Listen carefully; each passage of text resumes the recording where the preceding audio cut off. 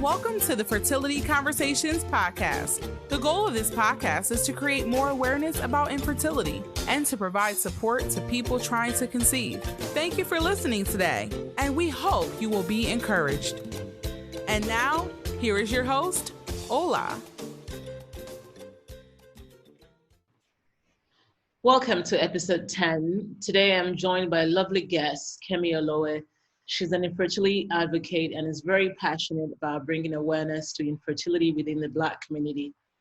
Kemi lives in the UK and has given talks about infertility in London and also in Dubai. Kemi will be speaking with us today about her experience with PCOS, infertility, and IVF. You can follow her on Instagram at Kemi_Kems. She's the founder of 9 Months in Waiting, a blog dedicated to encouraging those currently on their fertility journey. Her details would also be in the episode summary. So welcome, Kemi, and thank you for joining us today. Thank you for having me. Yay. To start off, please tell me a little bit about yourself. Okay, so I love the introduction that you gave. As you were talking, I was like, oh, well, that's me. Okay, so I'm Kemi. I am 35. I've been married for, it's going to be 9 years this July. Oh, yeah, it's this month. And I have a 3-year-old son called Samuel. Yeah, I love talking about all things infertility, raising awareness about it, breaking the stigma and the taboo, especially within the Black community. And I, based on my recent health issues, I also love talking about breast cancer awareness and teaching people how to check their breasts and know what to look out for. During my, my day job, I am a mortgage and insurance broker, and I've been doing that since 2012. And my husband and I also run a few Subway franchises as well. Wow. And I love church. I absolutely love church. Wonderful. Really busy lady, aren't you? Yeah. So much going on.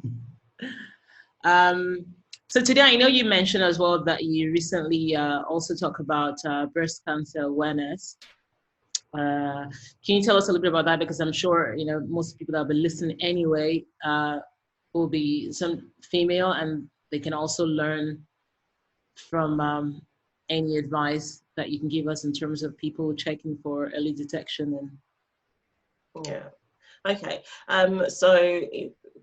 My breast cancer journey started just shortly after breastfeeding with Samuel, that I found a lump. But because I'd never breastfed before, I just assumed that the lump was something to do with me stopping breastfeeding him after a year. So I kind of ignored it. And it was only because it was really painful that I went to the GP to get it checked out.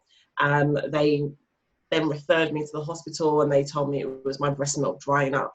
So I thought, okay, well, that's what I thought. And then I went away. The lump started getting slightly bigger. I went back and the lady said again, this is breast milk. I've told you already, it's hormonal. It's just your body going back to normal. And it was the student in the room who picked something out on the screen and questioned something. And that's when she got the second opinion. And then in 2018, that's why I got the diagnosis. So it was a long 18-month treatment plan where chemotherapy, surgery, radiotherapy. Funny enough, it was a hard journey, but through it all, I just thought, well, it is what it is. If the breast is stopping me from living, then take it away. And let's just get on with it, really, because I've been through infertility and I know what it feels like for your body to be under so much in terms of multiple rounds of IVF. I just thought, well, if I can spend 5 years waiting on a child and putting my body through so much, then there's no way that I'm just going to give in to something called cancer. So now I just really want people to know how to check their breast, because I didn't know how to check my breast. It was only because the lump hurt. Other than that, I didn't know what the proper procedures were. So it's really important that you check your breast. What they do say is check it on the 1st of every month. So, you're checking it at the same time every month. look in the mirror, you know, pay attention to your breast, like feel around, make sure if anything feels different from your normal breast tissue, go and get it checked out. It doesn't matter how many times you go, just go, because you know your body. And I think I'm an example of, you know, if I didn't go back, the likelihood as the type of cancer that it was, like, I probably would be here by now telling my story. So I'm just a very big advocate for that. And also because Black women are most likely to die from breast cancer than anyone else. And there's not enough medical research to tell us why. I don't want to get into the Black Lives Matter thing, but there's just not enough research. They give you the stats to say, okay, as a Black woman, you're most likely, I can't remember if it's 4 times more likely to die than your white counterpart. But no one can give us any evidence as to why this is, what our body and how our body reacts to cancer. So I'm just on a mission just to get everyone to check and check again. Yeah. Wow. Yeah. Well, thank you so much for telling us about that. Because again, like I noted earlier, we all have to, breast cancer is something that impacts a whole lot of people. So being able to have early detection is great. And it's good, like you said, that you kept on going back, and even that the student noticed something different and questioned it, because who knows what could have happened if you hadn't been persistent. Yeah, definitely. Thank you. And so just going back now into the infertility journey, I know you talked about that a little bit while just talking. Can you tell us about your infertility journey? You said it took about 5 years, but just I kind of think that my fertility journey started at age 19 when I was actually diagnosed with polycystic ovary syndrome, PCOS. Prior to that, it had just been multiple visits to hospitals and GPs because of really bad stomach aches, bloating, like excessive weight gain, missed periods lasting 2 weeks, periods lasting 3 weeks. I've just been constantly told that because I'm young, it would regulate itself. Or when I was in secondary school, it was because you play a lot of sports, that's why your period is not regular. But at 19, after passing out at uni, being taken to hospital, that's when they really did the investigations and said, hey, this looks like it's polycystic ovary syndrome. And when the consultant told me what it was, he said, don't worry, it's just a hormone imbalance. A lot of people get it. It just means that you're most likely to put on weight quite easily. He just gave me a whole list of things. And then at the end, he said, and you may have problems conceiving in the future. So at 19, I'm not thinking about having a baby anytime soon. So I thought, okay, that's not a passing comment to make, you know, elaborate on it. And he said, don't worry, you know, if need be, we'll cross that bridge when we come to it. So I kind of put it at the back of my mind, and they for a number of years, they'd been asking me about whether I wanted to go on the pill to regulate my period. I didn't want to do it because I'm a Nigerian kid, you know, you don't go on the pill, you don't. And I thought, I can't say to my mum, I'm going to go on the pill because she's going to think I have sex. So I didn't know what to do. So, and then I thought, well, if this pill was going to help regulate my period, and then at the time, I think I was really self-conscious about my skin. I was getting spots, and I'd read somewhere that, you know, the pill can help with spots. So I thought, well, let's just do it. Yeah. So I did it. And my mum was like, don't tell anybody they are taking the pill. You know, she was, don't say that. Don't go and say it outside. And so I was on the pill for quite a while. And I was just under the impression that because what pill they gave me, Cerazette at first, the one that you take for 21 days with no break or something. So I took that one, and I was under the impression that I was actually getting a period because that's what the pill does. It was only later on that I realised that the pill, yes, you bleed, but it is just a bleed. It doesn't necessarily mean that you're ovulating. It doesn't necessarily mean that it's a real period. And that was just because I just happened to bump into a friend of mine from church who is a pharmacist, and she gave me the pill. Right. She said, why are you taking this? And I told her, and she said, Kemi, this thing isn't real. you know, it just gives you an artificial bleed. Like, you don't know what you're putting into your system, and you don't know whether your body's actually doing what it's supposed to do. So when she said that, I thought, okay, let me go and speak to the GP about it. And then they changed my pill to, I can't remember what the other pill was called, but it's the one that you took where you take the 7-day break.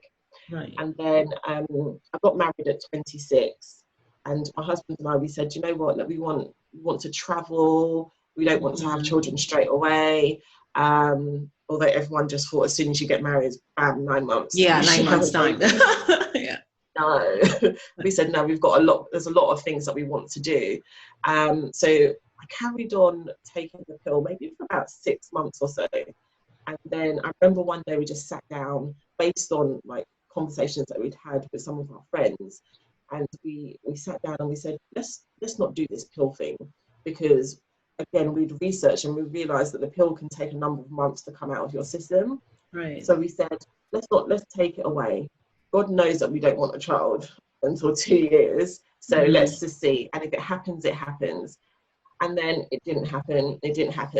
So in the back of my mind, I started getting a bit worried that, hang on a minute, even though I know what we said, that we want to wait 2 years, but the fact that we're not using any sort of contraception and this isn't happening, I started getting a bit worried. And then a year passed, nothing. And that's when I think the depression really kicked in, because I wasn't having a period every month. So every month I was spending money on pregnancy tests thinking that I was pregnant. And it got to the point where I thought, okay, well, is it that the pill's taking too long to come out of my system? Or is my body just not working? What's going on? And in the UK, when you want to be referred for fertility investigations, they say that you have to be trying for more than a year. Sometimes they say more than 2 years. Oh, wow. So I just went to my GP and I said, I've been with my husband. We got married in 2011. And I said, we've been together since 2009. And I just let them assume whatever it was that they wanted to assume. Yeah. And they said, oh, wow, that's a long time. Yes. So they said, okay, let's have a look into it. So the first thing that they did was they sent me for a scan, and they said, yes, we can see that you've got polycystic ovaries, no problem. And then they said, we need to check to see whether you're ovulating, or whether there's anything on your ovaries that we may have to have surgery for. And then I went for a laparoscopy, and following the results for that, they said, look, everything looks normal. Yes, you have cysts on your ovaries. They're very, very tiny. They're not cause for concern or anything. So just carry on. I said, okay. And then following that, I then had a colonoscopy as well to check. They said, there's nothing wrong with you. And they said, look, to be honest with you, we just think that you're one of the people that it's probably just taken a long time. So you kind of leave the hospital, those appointments feeling, okay, there's hope. But every month that you take and have a pregnancy test, it was almost soul destroying, because you just think, what am I not doing right?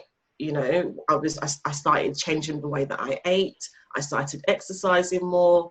I started reading more, researching more about PCOS. There's no cure for PCOS, but if you manage your lifestyle the correct way, then it is definitely manageable. I started researching on people who had gotten pregnant with PCOS, and then I found out about a drug called metformin. So I went back to my GP and I said, I need to be on metformin. And he said, no, that's normally for people with diabetes. I said, no, I've done my research. I need it. And then I think I went back maybe 4 times or so. He finally gave it to me. And I was so sick. I was so ill. It was when I read the side effects on the back of the box, I think I had every single one of them. It was so horrible. Yeah, it was. And then I passed out. This is when I was working in the bank. And I just remember just passing out in the bank. And then I was taken to hospital, and they said, they was like, what are you taking? I said, metformin. They said, look, I don't think this is compatible with you. Go back to your GP. Yeah. So I went back to my GP and I said, this metformin's not working. And he said to me, metformin would never give anyone those type of side effects. And this is the GP that had already said to me, you know, why are you in a hurry to get pregnant? You know, you guys are still young. And then, so that, I think that was about end of 2012. And then in January 2013, I started spotting, but because my periods were irregular, or sometimes I had really light periods, I just thought, oh, it was just a period. So one day it was there, the next day it wasn't, then it came back. And I remember my friend saying to me, take a pregnancy test. And I was like, there's no way that I'm pregnant. Like, I didn't have a period last month, so, you know, you have to ovulate, then blah. And I was explaining to her the calculations as to why I couldn't be pregnant. And then we got home, my husband said, just take the test. And I took it. I found out that I was actually pregnant. Wow. And I was so happy, because I didn't understand how I hadn't had a period since maybe, so this was January, I think November or so, and I managed to get pregnant. I just thought, well, you know, God is God. Yeah, right. Yeah. So the following couple of weeks, I told my mum, and she was really happy. And then I was getting really bad stomach cramps, and the bleeding just started getting heavier and heavier. And I was saying to my husband, oh, it doesn't feel right. And he said, oh, no, you know, most people still bleed when they're pregnant. And I think deep down, I knew that something wasn't right, because it was just so painful. And it was at the same time in the evening, maybe around 7 o'clock, that I'd literally just be crying in pain. Wow. And then maybe after a week or so, the pain was just too much. And I said, you know, I can't do this. And the blood was just like, it was just gushing out. And then we went to the hospital, and I remember needing to go toilet. And I remember just sitting on the toilet, and it was just, but literally, like, it was almost like I was urinating, but it was just blood. And then they said, okay, we're going to give you an ultrasound. But then it turned out that the ultrasound department was closed. So then they said, okay, we're going to have a feel around. And they said, okay, it still seems okay, but we're going to keep you in overnight, and then we'll have an ultrasound tomorrow to see. And I was like, okay. And I just kept praying and praying, like, God, please, just, you know, let it just be one of those people. Let me be one of those people that bleed during pregnancy. Mm-hmm. So the next day, we had the ultrasound, and the lady said, oh, I'm sorry, your fetus is on its way out. And that was, I can't even explain to you how I just wanted the ground to just open up and swallow me, because I felt that, you know, I'd been waiting for something. Yes, it had been 2 years I'd been waiting, but it was just like, I just thought, God, why would you give me something and take it away in 2 weeks? I didn't even have time to enjoy it. You know, I just genuinely didn't understand. And then when I got home, I went to the toilet, and then it just dropped out, literally into the toilet. So that was very it was just such a traumatic experience for me. But I'll never forget the words of this nurse who said, well, looking at your records, I know that you had you thought you had issues before. Well, at least now you know that you can get pregnant. And I thought it was so insensitive. You don't say that to someone who has been waiting that long for a baby, and then loses a baby and says, well, at least you know you can get pregnant. Who says that? So that just turned, but there were people around me who, like, we told, and they was like, oh, well, we thank God, you know, at least we know that there's no issues. And then I kind of felt that maybe that's what I should think, that, well, at least I know I can get pregnant. So I just carried on. I didn't grieve or anything. I just moved on. And then my husband, he had already booked us a trip to New York. So we went to New York, and I just blocked everything out. I think it was only months later that I realized that this thing has actually affected me. I don't feel like I've gotten over it. At the end of the day, yes, it was 2 weeks, but, you know, that was a baby. You know, I don't care how the world classifies it as fetus, embryo, I don't care. That was my baby that I'd lost. And I didn't feel like I was given the space to grieve and to properly be upset and cry about it. So that, I think that then just sent me into a place of just a really dark place of just, don't talk to me. I don't want to talk to anyone. I don't want to go out. I just want to be alone. I don't want to pray. I don't want to do anything. And that was just a constant cycle. So some months I'd be okay, and there's some months that I wouldn't be. And then, so that's 2013. We get to 2014, still no baby, nothing's happening. Going back and forth to the GP, and they're saying, look, there's nothing wrong with you. We've tested your husband, we've tested you, there's nothing wrong. This is unexplained infertility. That doesn't mean anything. No. When people say, what does unexplained infertility mean? It doesn't give you any explanations, nothing. There's no cure for it. There's no reason as to why it's happened. It's just you getting pregnant is taking longer than the average person, but keep trying because we know that you can get pregnant. So we got to 2014, the end of 2014, and just being in such dark places. I mean, to the point where I had suicidal thoughts. I just kept saying, God, if I die now, it doesn't matter, because my husband can go and marry someone else and she can give him a baby, you know. And that's all I kept saying. And I remember him saying to me, babes, I didn't marry you for babies. I married you for who you are. And if we have children, it's just an added bonus. And he kept saying that to me. He always repeat it, you know. And it took a lot, because I felt that my body was failing me, that I'm a woman. You know, when people look at me as a woman, they see someone who's supposed to be a mother. And I felt that I wasn't living up to my own expectations or the world's expectations of what the definition of a woman was. So yeah, that really took a toll on me. And then I started doing a little bit more research into the Bible as to like women who were labelled as barren, and you know what happened to them. And then my husband and I decided that we'd go to seek private healthcare and speak to a private clinic. And so we paid like the consultation and everything. And I remember the consultant said to us, you live in this borough in Essex where you're actually eligible for them to fund your treatment.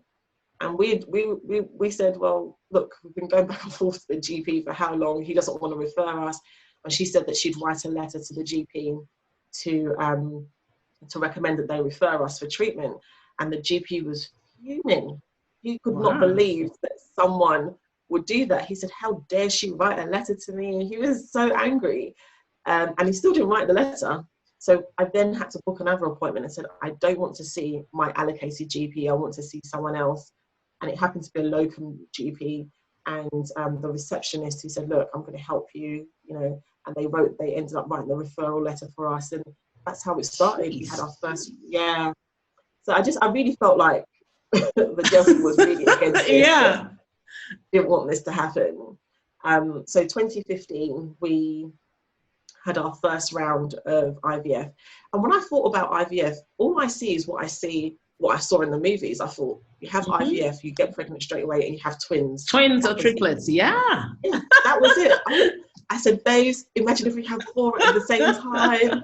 You know, I was so excited. But nothing prepared me for the trauma of IVF. You know, that they sit you down and they say, okay, this is what can happen. And then because you've got PCOS, you're like 10 times more likely to have, you know, hyperstimulation, which is what I had. And that is, I can't even explain that pain, because you go through, you stimulate yourself. So I had to stimulate for, I think it was about 12 to 15 days, which is more than the average person, to get the follicles to the right size. I then did the egg collection, and my abdomen was just full of fluid. I was in so much pain that we had to call the ambulance. I was taken to hospital, and then I was in hospital for 5 days. And then when we did the transfer, so they collected 21 eggs, and then I think out of the 21, maybe 8 fertilized or something. And then, so from fertilization to transfer, that's 5 days. By the time it got to 5 days, only 1 had made it. I said, it's okay, because all it takes is one. That's one, yeah. You know, that's what people say. All it takes is one. I'm just praying for a child. You know, so that's it. So when we did the transfer, so there's a common saying in trying to conceive language, pupo, pregnant until proven otherwise. So I was so happy. I said, well, this is it. This is my baby. Within 3 days, I started bleeding. And that was it. It was over. And I just thought, and it took a lot for me to process that, because all I saw online and on the TV were success stories. And I thought, this is absolutely crazy. How comes mine didn't work? Why am I so different? I just don't get it. So then you have to wait 3 months. So we waited 3 months. We did another round. This time it was different because by the time they'd done the egg collection, they'd already cancelled the cycle. They said, look, during the egg collection, you were hiccuping. We could see that the water was already in your abdomen. We're not going to do the transfer. So I went home a broken woman already, that you didn't even give me a chance or anything. So that was a lot. And then I ended up in hospital again because of the hyperstimulation. So then I had to wait another 3 months, and then they froze all the embryos. So they still went through the process of the fertilization to put in the embryo and the sperm together. And then they said, you've got 19 had fertilized. I said, this is amazing. Great. Yeah. I said, this is amazing. They said, so we're going to freeze all of them. I said, well, that's it. That's all my kids there. You know? Yeah. So December 2015, we were going to go through the frozen cycle, and they said, how many do you want us to thaw? They said, the thing is that a lot of these embryos may not survive the thawing process. So you can decide to say, we only want to thaw 4 or 5, and you may have 0. And then, you know, obviously because you stimulated, then that your cycle will then be cancelled. And then you'd have to wait 3 months again. So me and my husband were like, we really prayed about it. And then we said, let's just do all of them. And then whatever God says is whatever God says. So if we end up with 6, we know that God's saying that you're going to have 6 kids. Yeah. So we thawed all of them. Only one made it, literally, out of 19. Wow. So we did that transfer, and then it didn't work again. And that was, I think for me, that was the breaking point where I just thought, this is just way too much. I can't do it. You know, I really can't do it. And we had just bought a new house, and it was weird because we bought this big house. It wasn't our intentions to buy it. We were just looking for like an investment. And my husband said, oh, look at this property. And just went and looked at it. And then us and the owners, we just got on really well. They were this old white couple who were Christians. And they said, look, we've been praying to God that the people who will buy this house will make it into a home and take care of it. I thought, okay, well, let's see what we can do. And I remember when people came to the house and they was like, wow, this is a very big house. Why do you guys need a big house? And at first I thought a bit like, this is really silly. 2 people do not need to live in a house that is this size. And I remember saying to God, this house is our faith house. We're buying this house in faith that one day it's going to be full up with kids. I don't want people to like come to the house and be like, oh, that's the house that those guys live in and there's only 2 of them. You know, I don't want that. I don't want to be pointed at. I don't want to be ridiculed. But God, I need this house to be full. And there was a room in the house where they hadn't touched it for years. It was dated. They just used it as storage. Everything else was so nice, but that room. And I decided that this room was going to be my child's room. So we decorated it. It was all neutral colours. And whenever we showed people around the house, they said, oh, what's this room? I said, this is my baby's nursery. And people, oh, are you pregnant? No, I'm not pregnant, but I'm doing this in faith. And then I started waking up at 6 a.m. every morning, sitting in the room, praying, God, this room is going to have my child sleeping in it. I don't know when, but it's going to happen.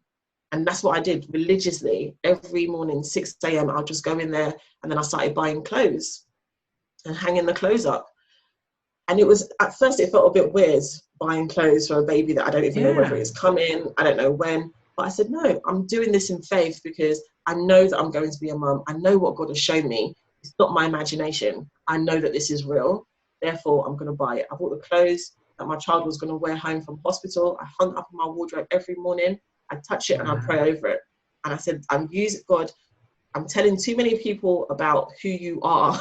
You cannot embarrass yourself, not me.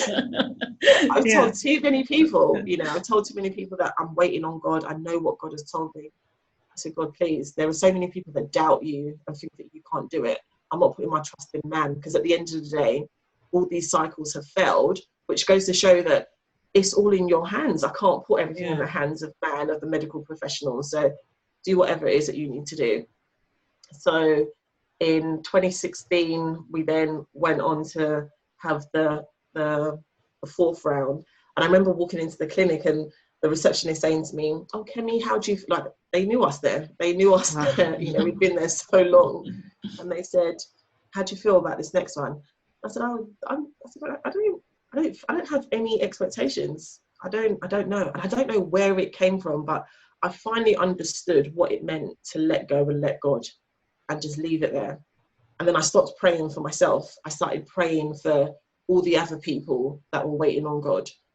I had a list of women. I'll just read off their names. God, please do it for this person. Please do it for this person. Because as far as I was concerned, he'd already done it for me. So because he'd done it for me, I just want everyone else to share in the same joy that I was sharing in. So that's what my prayer points became. I had zero expectations. I just said, look, I know what God is doing and I'm okay. I'm okay with it. You know, we still get to travel and everything. But most of all, it's made me realize that I am more than giving birth. And I know that when I look at all the women in the Bible who are labeled as barren, they all went on to give birth, all of them. Yes. You know, and they gave birth to children of promise. You know, the kids that they gave birth to, they all went on to do such great things. I said, well, I'm waiting for my child of promise. I'm waiting for my miracle child that people are going to say, Kemi's son, he inspires me. Because of Kemi's journey, I too have hope. You know, because of what God has done in Kemi's life. And that was just what I held on to. So in May 2016, we were, every year our church has a retreat, and we went on the retreat and I started bleeding. I thought, are you serious? This thing isn't going to work again. And my husband, I told him, I said, babes, I'm bleeding. He didn't even say anything to me. I think he just walked away and he was gone for about 2 hours. So he'd like completely missed one of the programs. I was thinking, what's this guy doing? And he came back, he said, I just went to talk to God. He said, be at peace. I thought, okay, it's not your body that, you know, you're going to the toilet and you're seeing blood. And then we got home a few days later, we took the test and it was positive. Wow.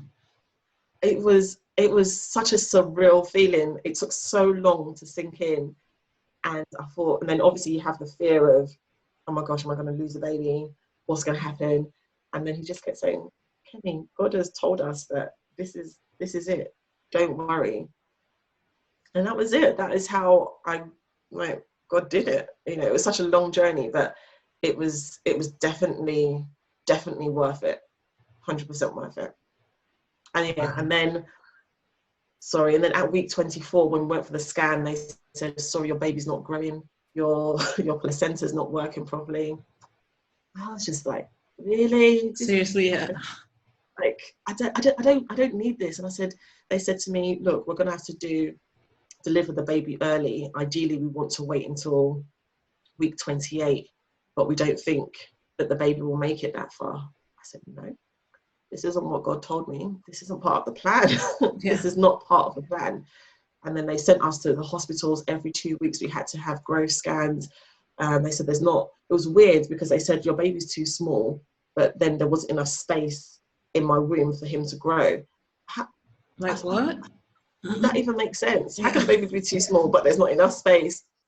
So we just kept going for the growth scans. And then it got to week 33.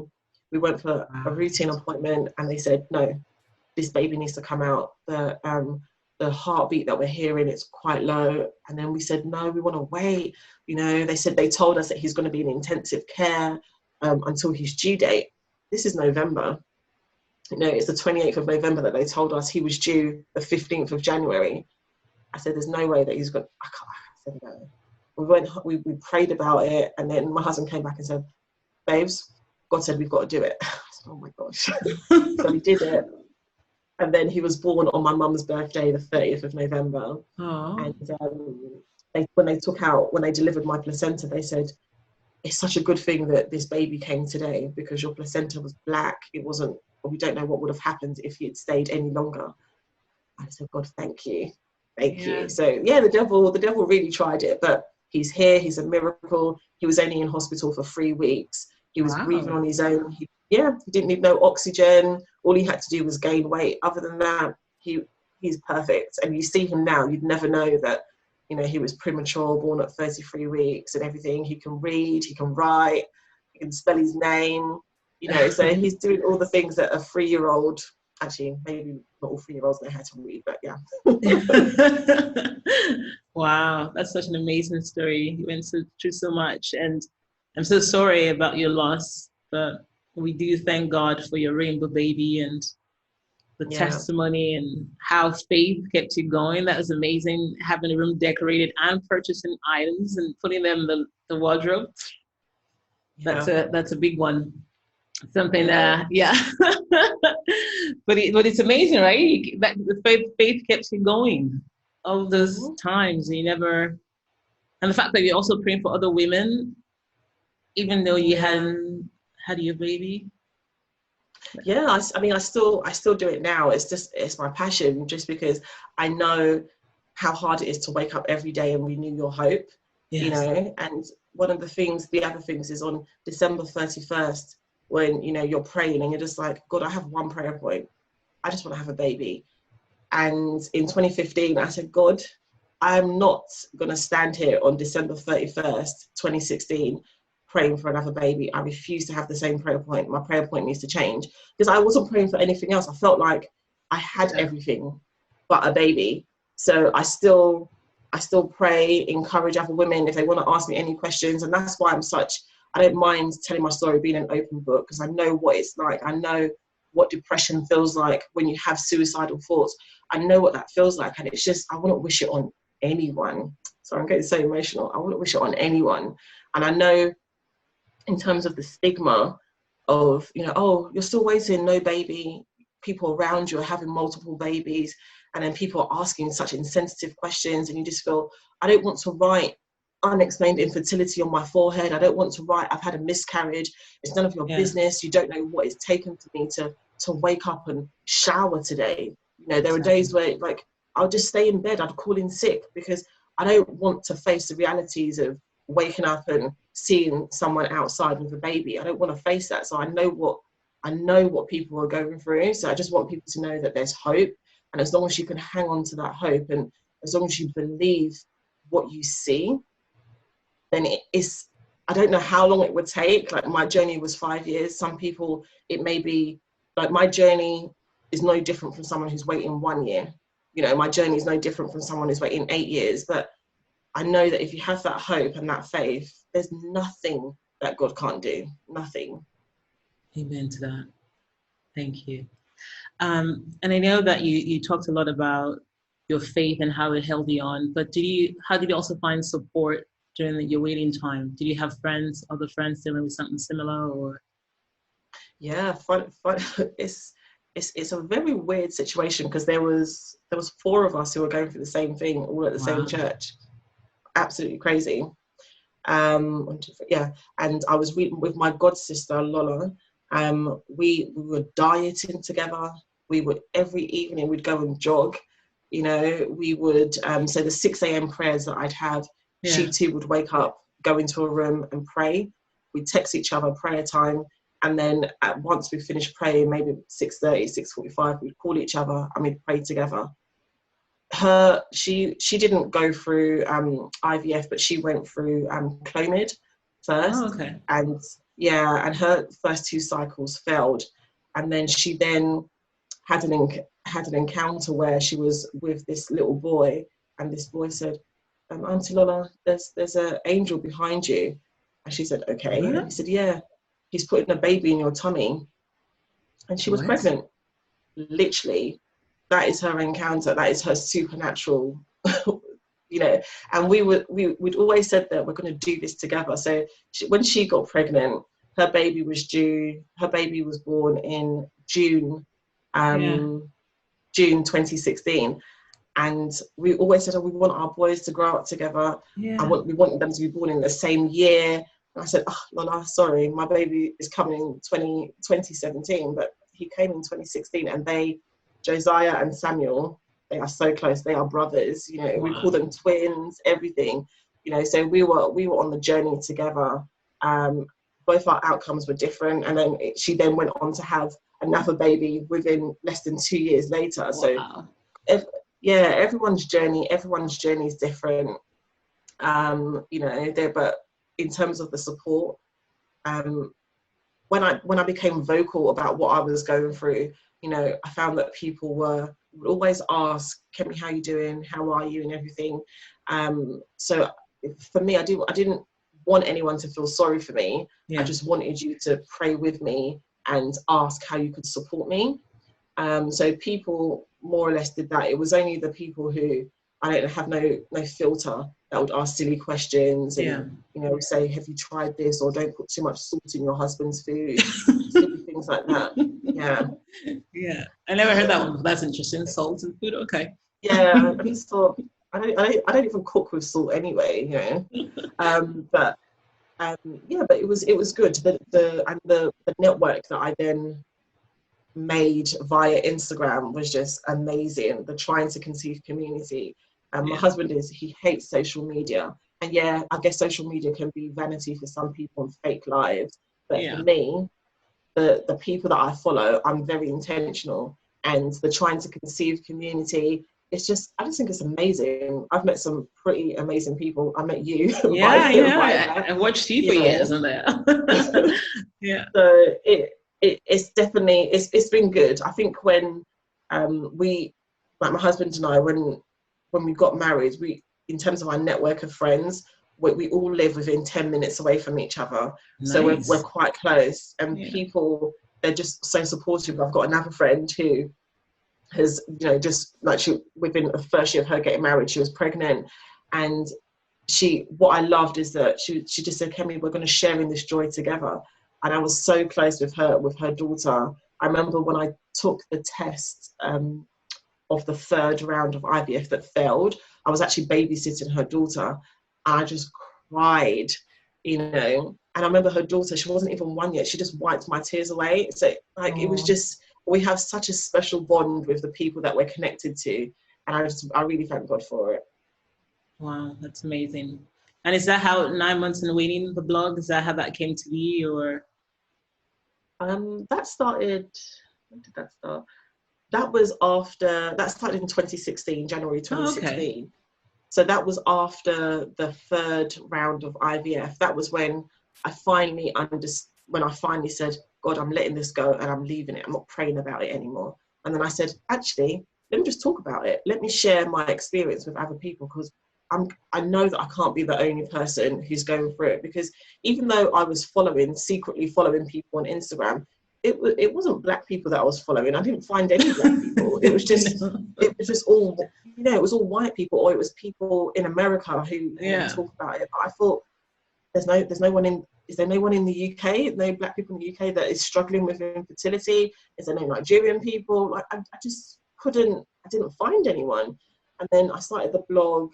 I started posting more about, my blog on Instagram, and that's when I started meeting people and connecting. So the blog I've always kept journals from when I was a teenager. So I just thought, well, there's nothing here that's a big secret or anything. I don't, what are people going to do with the information? I'm the one who's put it there. So if they decide they want to gossip about me, I don't care. So it just got to the point where I was just like, I don't care. People go through things and people are suffering. People, depression is real, and that can lead to so many different things. And if you don't get help and speak out about what you're going through, then, or if you can't see people that you can identify with, then you can end up in such a bad place. People end up dead. So I just said, well, I'm gonna talk about it. I'm gonna write a blog, and even if it helps one person, then I know that my job is done. And that was just why I continued to do it. I haven't written for quite a while, but people still contact me via the blog or via Instagram and ask me questions. And sometimes they don't even follow me on Instagram, but I know that if I put a post up, they may send me a message and say, I saw your post, blah blah blah. And it's okay, because I know that people watch who you follow, people watch who you like. There's so much pressure from society. It's crazy. Well, thank you for that blog, because I saw that couple of years ago, and I used to read it, and it really helped me as well. And I'm sure many other people were touched by it. And like you noted earlier, there's not a lot of Black people talking about this, and even Nigerians for sure. Do you think that has changed since you started talking about it? Because I know for sure your face is one of the few faces I see talking about this on social media at all.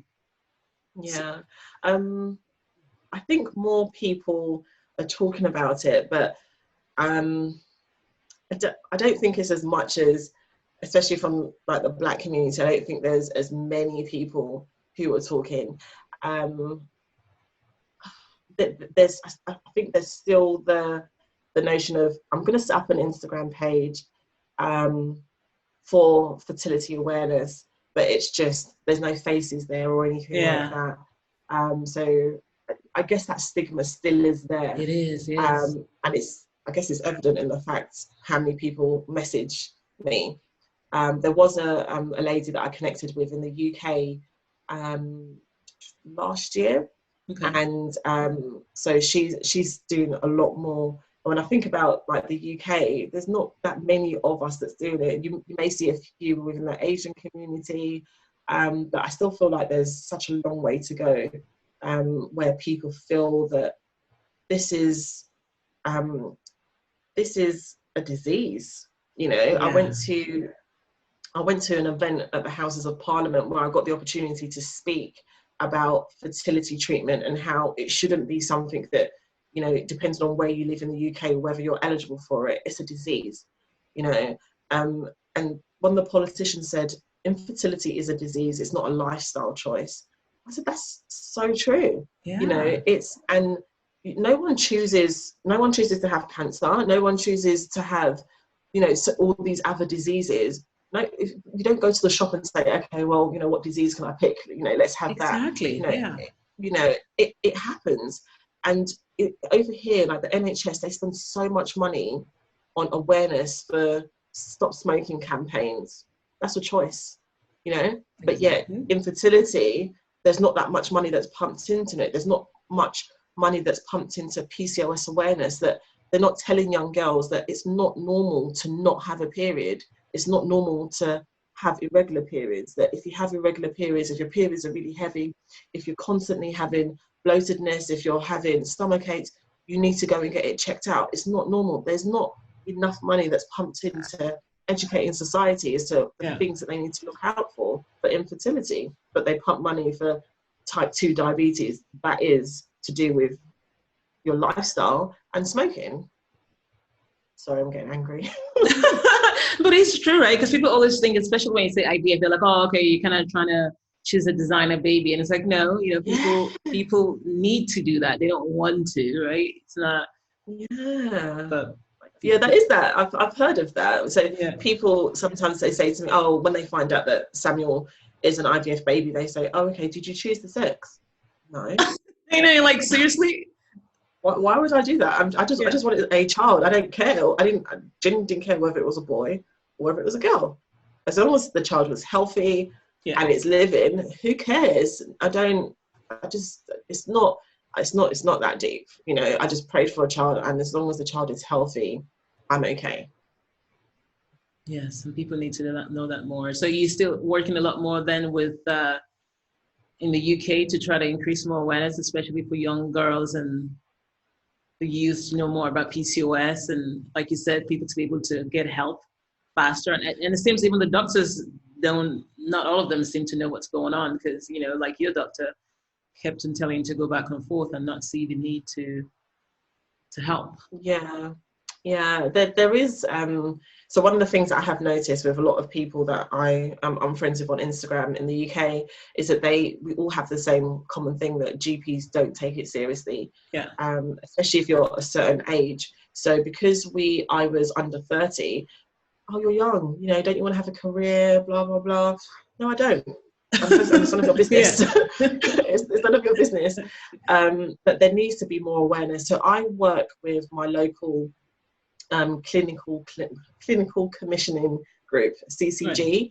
Right. Okay. So CCGs, they're the ones who decide how much money gets pumped into what area of health funding in each UK borough. So I work with them, and they call me sometimes when they want to make decisions. I've spoken to they have events once a month where every GP in the borough attends, and I've spoken at those events. They've called me in for consultations to say, okay, this is what we want to do, what do you think? So I'll work quite closely with them in terms of just trying to make sure that everyone gets fair treatment, and just educating the GPs that this is something that is potentially, traumatizing for whether it's male infertility factor or female infertility factor. People go through a lot. There needs to be some element of empathy and sensitivity when you're dealing with them. You can't just be, okay, what's wrong? Okay, okay, do this, do that. You can't fob people off and make them feel like their concerns and the sadness, the emotions that they're feeling isn't real. So that's something that I hope that will change. I also volunteer with Fertility Network UK, which is the UK's leading fertility charity on, creating awareness and supporting people who are going through the journey. So I've done quite a few campaigns with them, and if they need volunteers for things, then they may call me up for that. The other thing is that my story is actually now permanently in the Science Museum in London. Oh, wow. Yeah, they called me, I can't remember if it was last year. It was meant to be, they were celebrating 40 years of the first IVF baby. Oh, yes. Uh-huh. So I was invited to that event, and they asked me if my story could be featured. And I said yes. And then late last year, they then got in contact and said, we're going to make it a permanent IVF, a permanent feature in the Science Museum under human biology, and we'd like your story to be there. It's amazing. Yay. That's what it's about. Exactly. That's it. As long as you don't take out anything where I've mentioned God, you can do it. I don't exactly. mind. And that's true. Yeah. I always say that to people. Yeah. If you want me to talk, I'm going to talk about my faith. If you have an issue about it, then I'm not interested. Simple. Thank you for pushing that as well, because it is important. Because again, like people assume that IVF for treatment is automatic, and like you noted, it's no guarantees, and there is a huge God factor in all of that. Without God saying it's going to work, it still doesn't have to work. Even with 30, 40 eggs, there's no guarantee. But He's still God making it happen. So thank you for promoting that. Let people know. It's all right. And where's that little kid that saw the angel? Where's his number? I need his number to go find an angel. Because I thought that was so amazing. Like, whoa, seriously? I think he's actually based in Nigeria, because my god sister and her mum, they run like tuition and summer school. So this was at a summer school. So I think he actually came over from Nigeria. I think he's Yeah, I need his number. Like, hey. or he's boarded over here. That was amazing. That's an amazing story.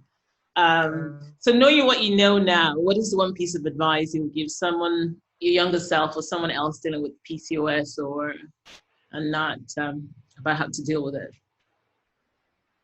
I definitely say pay attention to your body. Right. If I was speaking to my 16-year-old self, my 19-year-old self, I'd definitely say that I don't think I would have gone on the pill. I would have pushed a lot more for investigations. And had I known that PCOS can be managed via your diet, I would have changed my diet a long time ago. My weight fluctuations were just out of this world. There were days where if I didn't want to eat lunch, I'd just go and buy chocolate and a packet of crisps, and I was fine. And obviously, when you have PCOS, you have higher levels of insulin. You're more at risk of having type 2 diabetes because your body can't process like all the glucose and everything. So if I'd known that, I would have been more conscious of the amount of chocolate that I was eating and just really managing my diet. And one of the things that I am grateful for is that if you ask me what day did you have your period, what day was your cycle 10 years ago, I could tell you. Because really? My mum I have it all written down. My mum, as soon as you start your period, she bought you a diary, you track the period.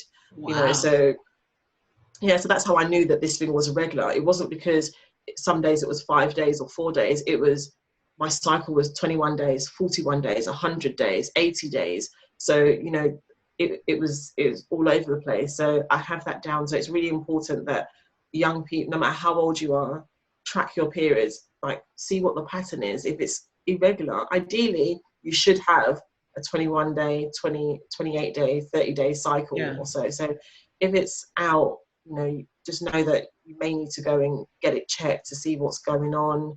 And just so that you can pick up on any abnormalities. So, you know, that if it's a 21-day cycle, at this point, are your breasts bigger? What's happening? You know, so just so that you can pick up. So, like, God forbid, if anything does happen, you know, okay, this isn't normal or anything. And also, don't be afraid to ask questions and to reach out for help. For a long time, like, because I felt that, like, my body was failing, I didn't say anything. I didn't talk about how I feel. And your feelings are your feelings at the end of the day. No one can tell you that what you're feeling is wrong. So definitely speak up, speak out, and ask for help where it's needed, because going at it alone is not a great thing. But yeah, and most of all, just for people who do have faith, some people, you know, they have, I don't know, Buddha, yoga, whatever, but whatever it is that you're putting your faith in, be diligent with it. I know that, you know, I believe it, I've seen it, and I believe it will come to pass. Wow, well said. Thank you. And as a wrap up, any words of encouragement for other couples dealing with infertility? Whilst you're on the way, enjoy each other. I know it's easier said than done, and it's probably a cliche thing, but enjoy the time and find out more about each other. And like I said previously, that every day when you wake up, you're renewing your hope. Just every day renew it. Just renew it, and, you know, just say that it's a great day. I'm going to have a great day. A lot of the times I'll wake up and say, this is the day that the Lord has made. I'll rejoice and be glad in it. Regardless of what has happened, I choose to be happy. Because I always say that if you can win upstairs, then the rest is secondary, because the battle is in the mind. So for anyone who's on the journey, as long as that battlefield in the mind, you know that every day you're winning that battle, because it is a daily battle that you're going through. Just know that everything else is secondary, and it can happen. But most of all, if you believe in God, just trust. Look at Sarah, you know, on paper, shouldn't have happened. No. You know, it was over 90, right? She was 90 or over 90. Yeah.